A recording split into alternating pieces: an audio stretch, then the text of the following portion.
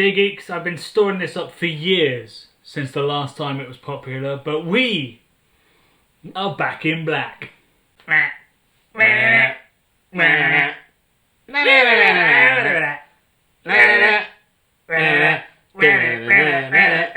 stop this. So, Black IPA is back.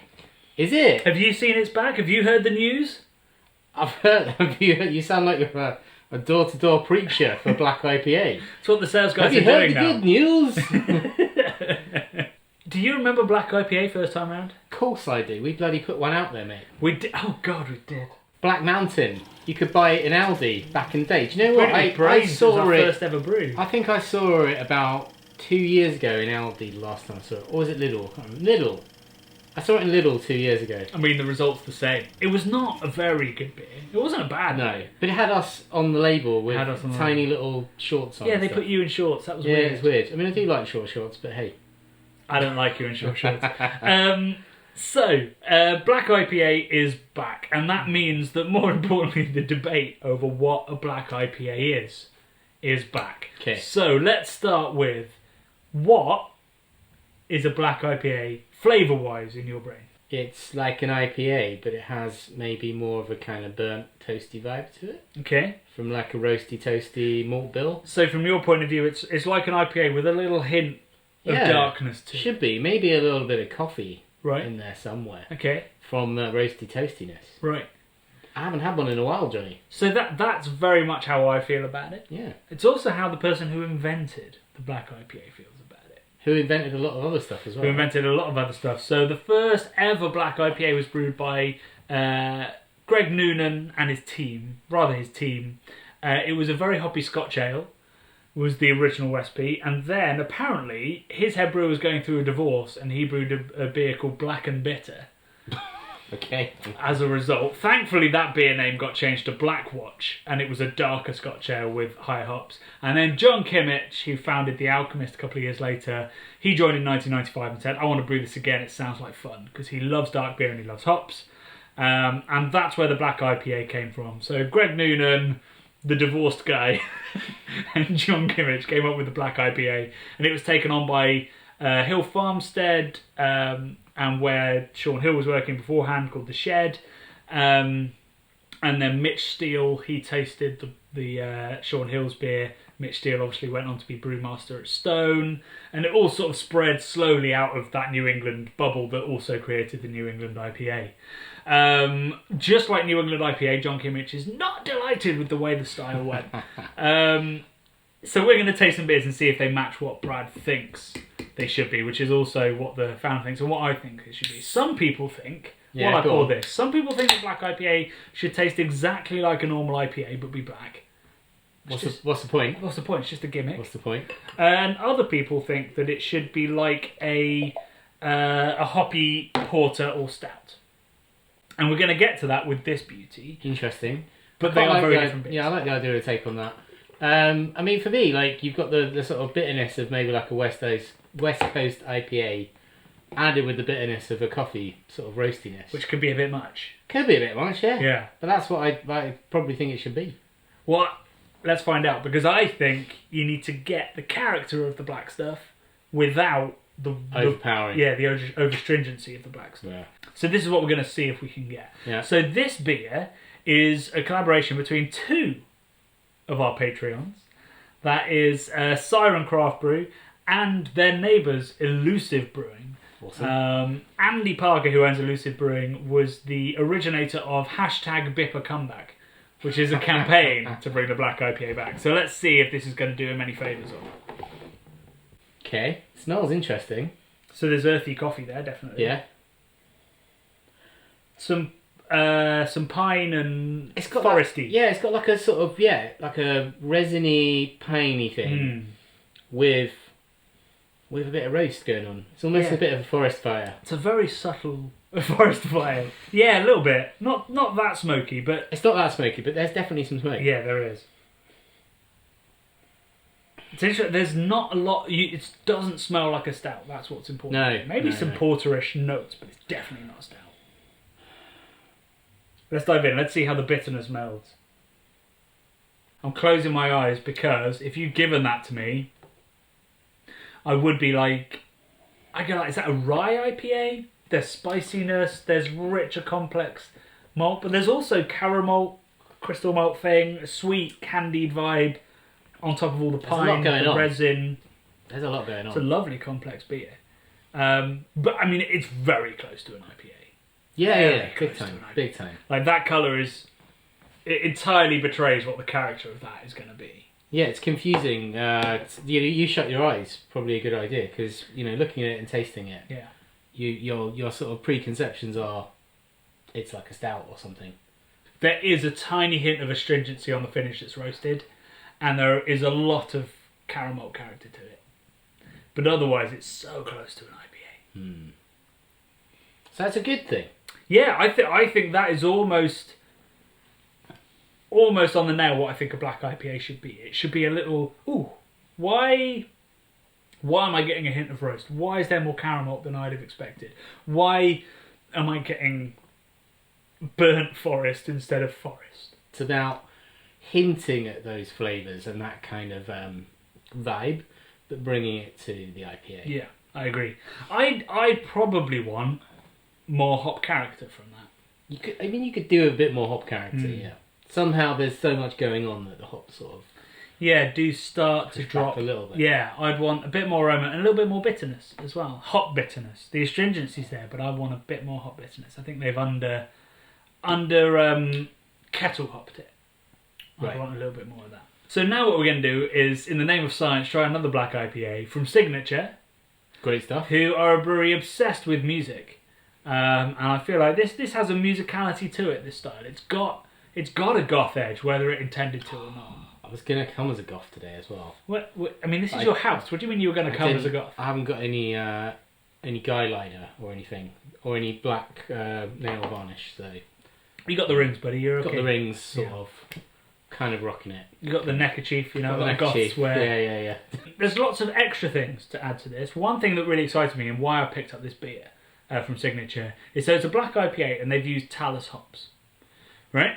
Now, Talus is a new hop. It is bred from a wild Mexican hop. Yeah, it's crazy style.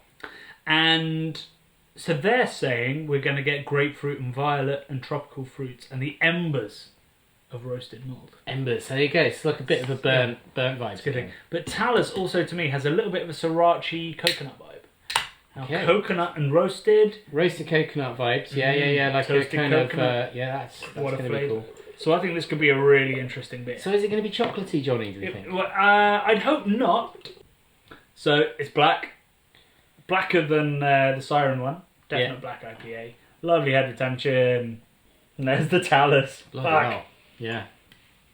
Very distinctive smell. That, isn't it? It's full on Talus. I'm not getting a lot else. And lots of people hate that hop because they don't like the character that it has, like that coconut. Bounty bar. Bounty bar is exactly what it smells like. But I love that. Like, why would we be against more variation hops when a lot of beers are starting to taste? Well, this is the magic of hops. Like you can make a plant that brings sort of like all these different crazy, from fruits to whatever, like anything, flavors. 100%. So it's coconut and there is tropical fruit. It's got a slight pina colada thing. Not getting a lot of malt character. No, it's all Talus. You're right. So let's see, is this flying too close to the IPA sun? The black hole sun.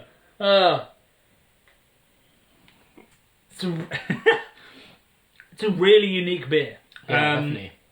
Loads of Talus character. Probably too much. Unlike this, which was slightly underhopped, this is slightly overhopped. Again, both of them lacking bitterness. I think they've both over-accounted for the idea of astringency from the darker malts. Definitely tropical, and probably a little bit too rich for me. Yeah, mouthfeel. It's a deep, dark, tropical mangrove. It's a bit New England IPA. Yeah, shadows of a mangrove tree. That's not what I'm looking for in a black IPA.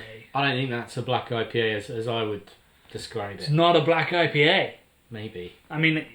Well, no, look, okay, I'll retract that statement. Talus has made that something else that I wasn't expecting in an IPA. I think it needed other hops, slightly more assertive citric hops to back that up to give it bite. It could have given it. It could have fleshed it out a bit more. Yeah, they've slightly missed the fun of the Black IPA, which is that it shouldn't be palatable at all. Really. I mean, let's be honest. You're not gonna order 6 pints of Black IPA. No, it's a really interesting point. Like, I was talking to some people about why doesn't Black IPA sell, and I think it was Mitch Steele said, you know, oh no, it was Matt Brindleton at Farstone Walker said it's really hard to find somebody whose daily pint is a Black IPA. So, Cure fans? Potentially. I mean, I'm a Cure fan, but I wouldn't drink this every day, I don't think. No. Well, do you know what I think I could drink every day? Yeah. This Colonel beer. Should we have some? Great segue, Johnny. Okay, so let's try the other side of the coin, which is the India export porter. If you could just pull that lever behind us, Brad. Brilliant, thank you. Teamwork? Teamwork. Oh, look at that. There we go. So this is an export India porter. Now, as we talked about in our What is the Difference Between Porter and Stout episode a couple of weeks ago, which you can watch. Come on, Johnny, learn which side. I'm going to go that side. We learnt that porter was actually the beer that was most sent to India. Significantly higher levels of porter were sent than IPA, pale ale. Crazy. So that is the true, like, colonies beer back when we were bastards, as if we're not anymore. And the idea was, again, you'd have to hop it a little bit higher so that it would make its way over to India safely and not be horribly infected and acetic and nasty by the time it got there. And back then, they'd call it porter as prepared for India, or pale ale as prepared for India, but obviously that got abbreviated. So this beer comes from that kind of wheelhouse. That kind of thinking. Exactly, and that so sentiment. It's a very highly hopped, very highly dry hopped beer, and I'd imagine, knowing Evan from the Colonel, like the malt character is going to be roughly similar. Mm-hmm. However, the hops are entirely different. So this is Citra Enigma, and we know that Evan thinks that there's a difference because he's brewed Black IPAs before. Right. So this is defined differently to the other stuff that they've made at the Colonel. So let's see how it feels. Way roastier. Way roastier. Really dark roast coffee. Some fruitiness coming through, to be fair. Yeah, I'm getting some dark fruit kind of stuff going on. Absolutely. Almost but it's a bit of a chocolate gatto, Black Forest gatto. Yeah, maybe cherry Black Forest gatto kind of thing. But, I mean, roast is just flying out the glass. It's like smoke pouring out. A very different aroma to the other two. So now we're going to see, because the main criticism of Black IPA, people are like, I don't think that you can brew a beer that's balanced, that has malt bitterness and astringency and hop bitterness and astringency. Hopefully this beer is going to prove them wrong and also show that it is possible to get that balance.